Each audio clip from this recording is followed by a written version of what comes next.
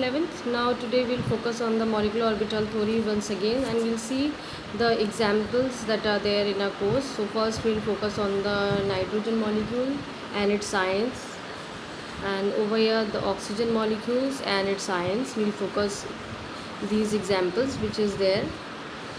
Now your duty is, first of all, you write down the electronic configuration. You know its atomic number is 7, so it's 1s2, 2s2 and 2p.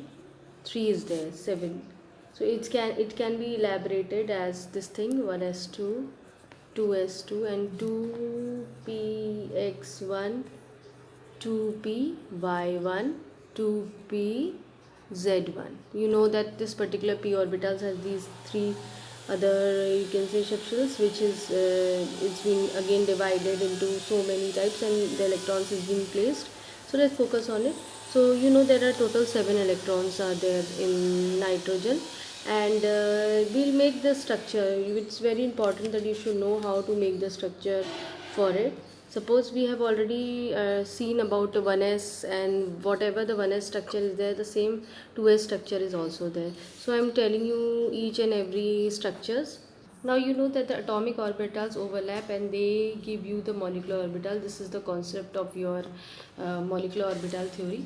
So you know that we have seen the electronic configuration, that 1s was 1s2, 2s2, this was tpx1, 2py1 and 2pz1 was there. So let's see how these electrons, I have just made the electrons which are present in the atomic orbitals. So when they'll merge, so they'll give you the molecular orbitals over here.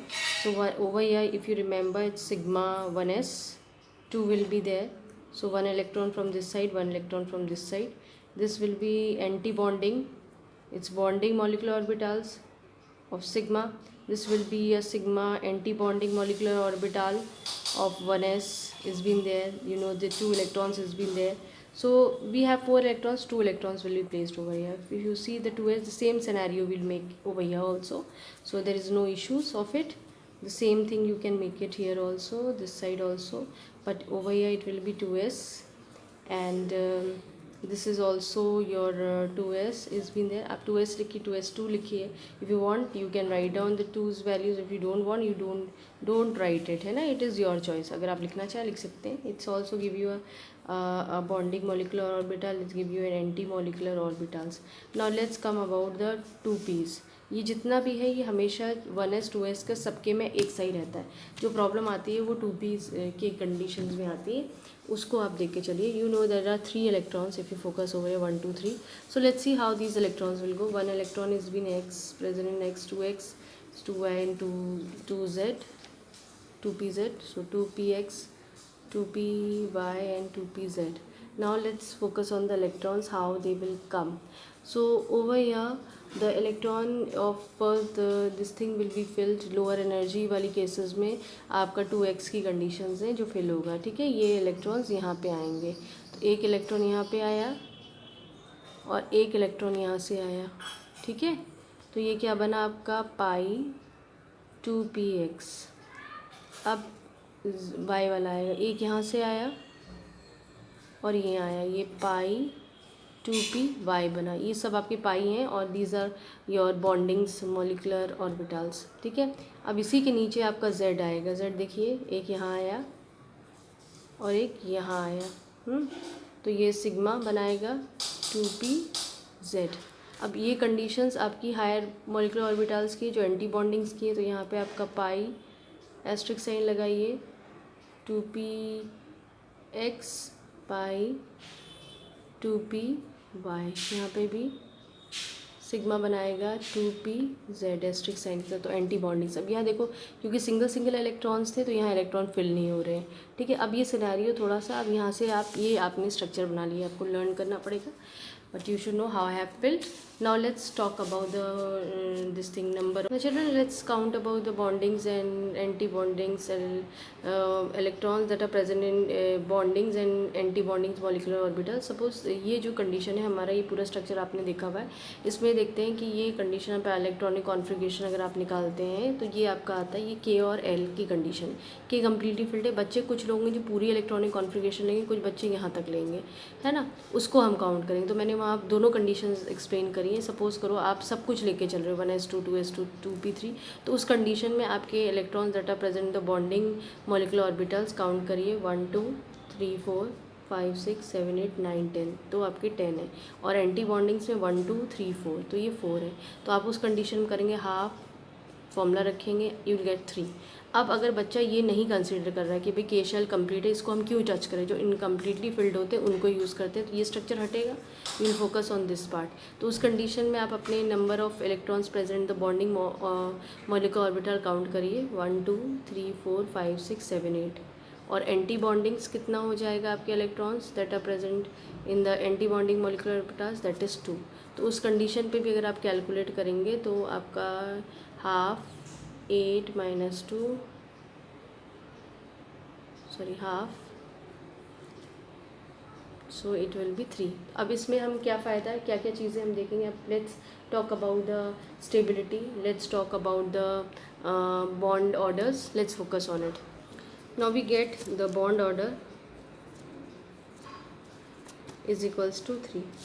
Now what does it's give you, bond and order अगर 3 है तो इसका मतलब मैंने बताया था कल कि उस पर्टिकुलर कंपाउंड में क्या होगा, ट्रिपल बॉन्ड होगा। ठीक है, अगर 1 निकलता तो सिंगल बॉन्ड होता है, 2 निकलती वैल्यू तो डबल बॉन्ड है, 3 वैल्यू निकली है तो ट्रिपल बॉन्ड है, ये हमने बताया ना। अब स्टेबिलिटी क्या है इसकी, स्टेबिलिटी चेक करिए। What is the value are getting, bond order जो है you will get a positive value and it is high value equal to 3 आ रही है ना। तो ये पर्टिकुलर जो ये है ये बहुत स्टेबल, वेरी स्टेबल मॉलिक्यूल है। ठीक है, ये चीज़ आ रही है। अब आपके पास है कि ये डायमैग्नेटिक है या पैरामैग्नेटिक है, तो ये कंडीशन भी आपको देख के चलनी है। अगर आप अपना डायग्राम देख के चलिए, सब जगह पेयरिंग आ रही है, देखिए पेयर्ड इलेक्ट्रॉन्स हैं, तो ये सब क्या आएगा, ये यहाँ से आपको एक चीज़ और मिली, that is diamagnetic in nature,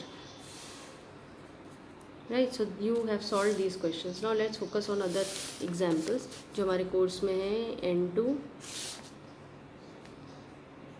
plus sign. ठीक है, अब प्लस इसमें मतलब ये पर्टिकुलर जो है, जैसे हमने N2 मॉलिक्यूल देखा था तो उसमें आपने देखे थे कि आपके पास 2 एटम्स थे नाइट्रोजन के। इस कंडीशन में अगर आप देखते हैं N2 जो है, यहाँ पे आपको थोड़ा सा बहुत ध्यान दे के चलना है कि N2 आयंस में आप कैसे इलेक्ट्रॉन्स अपना लेके चलेंगे, क्या क्या आपको दिया रखा है, that is very very important. So let's focus on it. Now this particular example contain it is one plus is been there, so 1 nitrogen atom is been there and 1 positive charge ion is been there. ये condition है इसकी, 2 की मतलब ये हुआ। अब इसकी condition देखो, नाइट्रोजन का एटॉमिक नंबर 7 है तो इलेक्ट्रॉन्स भी 7 है यहाँ। इस condition 1s2 2s2 2px1 2py1 and 2pz1 है, लेकिन यहाँ कंडीशन 1 प्लस मतलब है, यानी 1 इलेक्ट्रॉन लेस है, तो यहाँ इलेक्ट्रॉनिक कॉन्फ़िगरेशन चेंज है 1s2 2s2 2px1 then you have 2py1 and 2pz is vacant here, no electrons, क्योंकि 1 इलेक्ट्रॉन से यही है वो निकल चुका है। Now let's focus on it, we'll make the diagram of it. Suppose करो हम पुराने ही डायग्राम में देख लेते हैं। ये हमारी कंडीशन है 1s2 का, आज भी सेम रहेगा क्योंकि दोनों जगह हमारे इलेक्ट्रॉन्स थे, तो we have 1s2 over here also, 1s2 उधर की केस में भी था इलेक्ट्रॉनिक कॉन्फ़िगरेशन, तो यही फिलाएगा। 2s2 में भी यही सिमिलैरिटी है, यही आएगा। लेकिन अगर हम यहाँ पे अपना एक तरफ एटम को लेके चलें और एक तरफ हम आयन को लेके चलें, एक इलेक्ट्रॉन यहाँ से हटा दो, तो उस कंडीशन में आपका एक इलेक्ट्रॉन यहाँ से यहाँ गया और यहाँ से एक यहाँ आया। ठीक है, यहाँ से एक आया और यहाँ से एक आया, लेकिन Z के केस में जो हमने यहाँ पे 2 इलेक्ट्रॉन्स लगाए हैं, अब वो 2 नहीं आएंगे, it will carries only 1 electron. So 1 electron you have to fill, बाकी ये सब तो एंटी बॉन्डिंग्स खाली रहेंगे क्योंकि डबल पेयरिंग है नहीं, तो ये कंडीशन आपकी आएगी। अब आप यहाँ से अपना, आप समझ रहे हैं ना कि ये सिर्फ ये दोनों तो सिमिलर है, यहाँ पे फ़र्क है क्योंकि एक N प्लस था, यानी जो 7 इलेक्ट्रॉन्स था इसमें 7 नहीं है, इसमें टोटल 6 इलेक्ट्रॉन, एक जा चुका है इसका इलेक्ट्रॉन, इसीलिए यहाँ पे 2 इलेक्ट्रॉन्स है, Z जो है आपका खाली है। तो आपका 2px में से एक यहाँ आया, एक यहाँ आया, 2py में से एक यहाँ आया, एक यहाँ आया, 2pz में से एक ही इलेक्ट्रॉन यहाँ है, एक खाली, और एंटी बॉन्डिंग्स के तो खाली रहेंगे. अब from here you can make your point of calculating your this thing. अब हम लोग सिर्फ इन्हीं दो को लेके चलते हैं. तो let's talk about the electrons that are present in the bonding molecular orbitals. So 1 2 3 4 5 6 7 electrons is been there. And anti bondings में अगर हम देखते हैं तो we have 1 2, so 2 electrons is been there. ठीक है. और यहाँ पे क्या हो गया, बॉन्ड ऑर्डर अगर आप देखते हैं अपना NB minus NA, this will be equal to 7 - 2. You will get about value 2 1/2. ये वैल्यू आ रही है आपकी. ठीक है. Now compare this thing. First of all you are getting a lower value comparison to this thing. Plus जैसे अभी आपने N2 की वैल्यू निकाली, आपको 3 आई, और N2 प्लस आयन की जो आपने निकाली 2 1.5 2 1/2 आपकी वैल्यू आ रही है. तो ये वैल्यू जो है ये बड़ी है and this is a smaller value. ठीक है, comparison to the previous one. So तो ये इससे कम आ रही है, इसका मतलब ये इससे ये ज़्यादा स्टेबल होगा, और ये क्या होगा, स्टेबल होगा, लेकिन क्योंकि पॉजिटिव वैल्यू है तो लेकिन लेस स्टेबल होगा.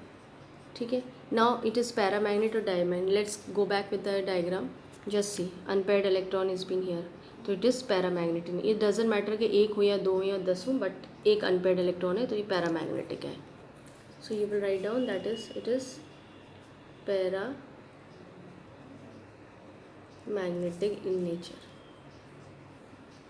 ठीक है. कौन सा, N2 plus. I think this is clear to you. So it will have a lower value of dissociation energy comparison to N2 molecules. Now let's focus on the other example जो हमारे पास है N2 minus वाला. अब देखो इसमें दो atoms हैं, एक N है, एक N का एटम है और एक N आयन है. ठीक है. अब एटॉमिक नंबर इसका N का 7 होता है, तो ये 1s2 2s2 2px1 2py1 2pz1 है. अब इसमें एक इलेक्ट्रॉन ज़्यादा है, यानी अब ये जो है N नेगेटिव वाला, ये इसमें 8 इलेक्ट्रॉन्स हैं.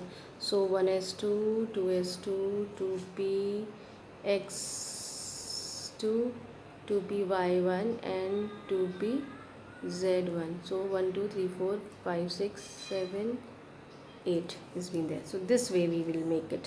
ये इलेक्ट्रॉनिक कॉन्फ़िगरेशन आप सही निकाल लोगे तो ये आपकी सही. देखो ये चीज़ें हमारी पुरानी जैसी हैं, इसमें कोई इशू नहीं है. हमें मेन फोकस करना है इस डायग्राम्स पर, इनको समझना है कि क्या हो सकता है.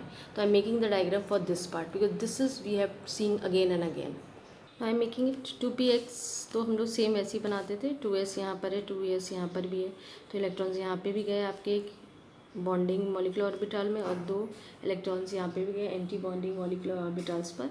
Now let's focus on this part of it. Now let's focus on it. So pi 2px, pi 2py इधर आया, सिग्मा 2pz, ये सब आपके बॉन्डिंग मॉलिक्यूलर ऑर्बिटल्स हैं. यहाँ पे आपके एंटी बॉन्डिंग्स मॉलिक्यूलर ऑर्बिटल्स आएंगे.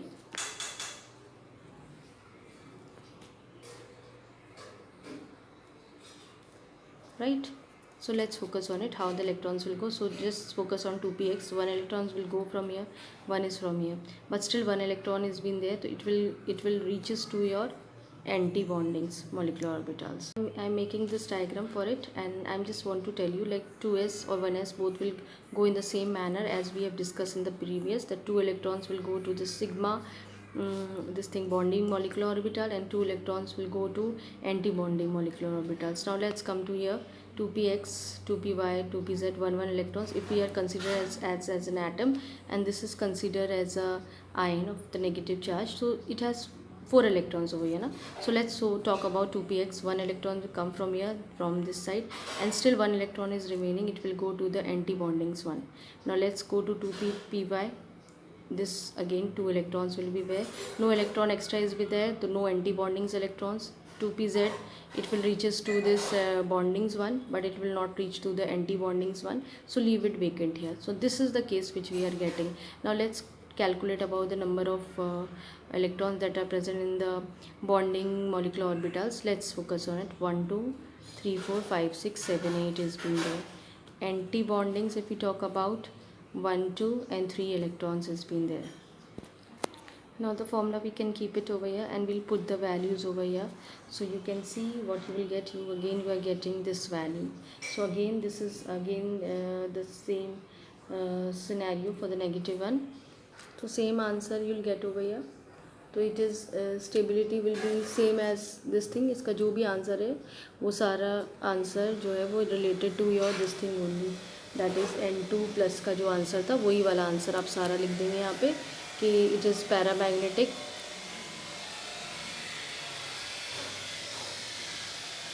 Less stable then N2 molecule, है ना. उसमें 3 थी, पॉजिटिव वैल्यू आ रही है तो इसीलिए आपको स्टेबिलिटी तो दिखानी पड़ेगी. Now we have again the next example N2 + 2 ions, है ना. तो अब मुझे लगता है ये आप बना सकते हैं इसका आप इलेक्ट्रॉनिक कॉन्फिगरेशन, क्योंकि दोनों ही पॉजिटिव आयंस हैं. तो यानी इसमें अब 8 इलेक्ट्रॉन्स हैं. तो the same scenario 1s2 2s2 2px2 2py1 and 2pz1. Let's see, we have written right thing 1 2 3 4 5 6 7 8. So both the sides you are writing. I am focusing back to the same example over here. ठीक है, इसी पे हम जाते हैं. यहाँ पे बस हम लोग अब बढ़ा देते हैं कि हमारे पास अब ज़्यादा इलेक्ट्रॉन्स यहाँ पर भी हैं. एक इलेक्ट्रॉन बढ़ गया, सेम स्ट्रक्चर है तो 2 इलेक्ट्रॉन्स यहाँ जाएंगे इसके, और अभी तक जो 1 इलेक्ट्रॉन यहाँ जा रहा था but we have 2 electrons, so 1 more electrons will go over here. ठीक है, 2py में देखो एक यहाँ जाएगा एक यहाँ जाएगा, पर एंटी बॉन्डिंग्स अभी भी खाली रहेंगे क्योंकि एक्स्ट्रा इलेक्ट्रॉन है. अब आप 2pz में देखिए एक इलेक्ट्रॉन यहाँ जाएगा एक इलेक्ट्रॉन यहाँ से आएगा, ये अभी भी खाली रहेगा. तो ये डायग्राम आपका रहेगा. बुक्स में डायग्राम्स नहीं दिए रखे हैं, so please focus on the diagram. अब आप यहाँ से कैलकुलेट कर लीजिए number of your bonding electrons. Let's focus 1 2 3 4 5 6 7 8. And anti-bonding electrons is how much? 1 2 and 3 4. I think I am correct.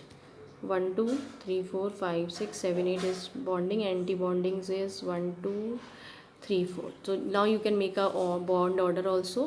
So it will be half. Bond order आपका क्या हो गया? half NB minus NA. So half, this is 8 minus 4. You are getting how much over here? 2 value. तो 2 bond order की value 2 है, ये less stable है. ठीक है, और ये डायमैग्नेटिक है. देखो सब में पेयरिंग है तो ये कैसा केस हो जाएगा? अब ये डायमैग्नेटिक हो जाएगा और साथ में लेस स्टेबल हो जाएगा. I think this is clear to you all. Now let's talk about oxygen molecules. So this is the electronic configuration. You know that oxygen atom is 8. So this way you can make your electronic configuration. So I'm just want to discuss with the same part. This is incomplete, so we're making the structure for it. Let's focus on it. How we can make. Its diagram is different from that of your nitrogen. मैंने कहा था special cases होते हैं, कुछ अलग अलग होते हैं. तो let's focus on the diagram part. So I'm elaborating this part 2py. So now let's focus on this part. जैसे 2p 2s पे हमने देखा तो 1 electrons will come from this side but they will go for the anti bondings also क्योंकि 4 हैं. अब यहाँ पे देखो सिनेरियो फ़र्क है, ये लोअर एनर्जी को, फिर इससे ज़्यादा हायर, फिर इससे हायर, फिर इससे हायर. ठीक है, अब 2px में आप देखिए दोनों साइड आपके 2 इलेक्ट्रॉन्स हैं. यहाँ पे एक इलेक्ट्रॉन्स है, यहाँ पे आप देखिए 2 इलेक्ट्रॉन्स हैं, यहाँ सिंगल इलेक्ट्रॉन्स है, सिंगल इलेक्ट्रॉन्स. तो पहले कौन भरेगा आपका? यहाँ पे आपको सबसे पहले 2z से शुरू करेंगे आप, क्योंकि ये लोअर एनर्जी है. तो यहाँ से एक इलेक्ट्रॉन आएगा, फिर यहाँ से एक इलेक्ट्रॉन आएगा. ठीक है, लेकिन ये सिंगल है तो ये वेकेंट रहेगा एंटी बॉन्डिंग. अब यहाँ पे आइए 2px की कंडीशन में. तो 2px में अगर आप फोकस करते हैं, वी हैव दिस पार्ट. ठीक है, अब चलिए 2px को देखते हैं. अब ये मैंने तुम्हें बताया था कि ऑक्सीजन का एक केस है जो एक्सेप्शनल केस में आता है. ठीक है, तो अब यहाँ पे एक इलेक्ट्रॉन यहाँ पे आएगा, एक इलेक्ट्रॉन यहाँ पे. अब कंडीशन तो ये होती है कि जो अब इसके बाद दोनों इलेक्ट्रॉन वो दोनों एंटी बॉन्डिंग्स में जाने चाहिए, लेकिन ऐसा नहीं होता है, एक्सेप्शनल केस है. यहाँ पे क्या होता है कि जो इलेक्ट्रॉन्स होते हैं, एक इलेक्ट्रॉन यहाँ जाता है 2px में और एक इलेक्ट्रॉन 2py जो एंटी बॉन्डिंग्स का केस होता है. ठीक है, अब y के केस में क्या एक इलेक्ट्रॉन्स हैं, ये दोनों भर जाएंगे. ठीक, और यहाँ ये सब खाली रहेंगे। अब ये एक्सेप्शनल केस में आ रहा है, इसीलिए ये ऐसा कंडीशन शो करता है, क्योंकि अगर ये दोनों यहाँ आ जाएंगे तो उस कंडीशन पर जो ऑक्सीजन मॉलिक्यूल है वो डायमैग्नेटिक दिखेगा ना, सब पैड हो जाएंगे तो यहाँ के, लेकिन एक्चुअल में ऑक्सीजन मॉलिक्यूल्स डायमैग्नेटिक नहीं होता, it should be paramagnetic in nature. तो एक्सपेरिमेंटली क्योंकि देखा गया, अगर हम अपनी वही पुरानी थ्योरी पे चलें कि दोनों इलेक्ट्रॉन यहाँ आ जाएंगे तो उस कंडीशन में डायमैग्नेटिक हो जाएगा। लेकिन जब इस चीज़ का अगर हमने, ये थ्योरेटिकल पैटर्न है, ठीक है, लेकिन जो एक्सपेरिमेंट करा गया था ऑक्सीजन मॉलिक्यूल्स में, then it was found that it is paramagnetic in nature. तो बेसिकली पता है क्यों हमने एक्सेप्शन लिखा, क्योंकि एक्सेप्शनल ये होता है ना कि भाई हर चीज़ की केमिस्ट्री में हर एक चीज़ जो थ्योरेटिकली हम स्टडी करते हैं उसको हम प्रैक्टिकली प्रैक्टिस करते हैं। तो वो चीज़ जो हो रही थी जब हमने एक्सपेरिमेंट करा तो वो डायमैग्नेटिक की कंडीशन नहीं आ रही थी। हम तो अपना वही पुराना चलेंगे कि यहाँ से दोनों इलेक्ट्रॉन यहाँ रख देंगे, एक एक इलेक्ट्रॉन नहीं रखेंगे और वो हमें डायमैग्नेटिक देगा, लेकिन एक्चुअल में the molecule of oxygen was paramagnetic बस on the basis of the theory. So it is basically, it is clear that why it is going for the paramagnetic nature, that is very important. तो उन लोगों ने देखो theoretically फिर बाद में उसको थोड़ा चेंज करा, उन्होंने कहा कि जो एव फिलिंग ऑफ इलेक्ट्रॉन्स होते हैं तो उस केस के हिसाब से आपकी एक एक इलेक्ट्रॉन जो है वो हम दिखा सकते हैं कि यहाँ पे एक एक इलेक्ट्रॉन भरे जाएंगे, बाद में पेयरिंग जाएगी। तो वो उनने एक थ्योरेटिकल कंसिडरेशन करा। तो ये एक बहुत बड़ा चैलेंज था मॉलिक्यूलर ऑर्बिटल थ्योरी के लिए, ठीक है। तो this was the case because you have to, ये this theory was helpful in explaining it, क्योंकि जो बैलेंस बॉन्ड थ्योरी थी उस हिसाब से ऑक्सीजन को डायमैग्नेटिक ही कंसिडर करा। See how we have calculate the bond orders. So I have written the things, let's focus on the how many electrons are there in the bondings molecular orbital, 1 2, then 3 4 5 6 7 8 has been there. Anti bondings, if you talk about 1 2 3 4 is there, so you'll get it 2. So it shows that it contains double bond, and everything is just the unpaired electrons are there, so it is paramagnetic in nature. So these things you have idea of this thing. It's a big exceptional case that has been there. And stability, which is again having a positive value or higher value has been there, so it is a stable molecule. You know oxygen is a stable molecule, has been there, so it is a stable molecule over here. So let's focus, we can write down also this is a stable molecule.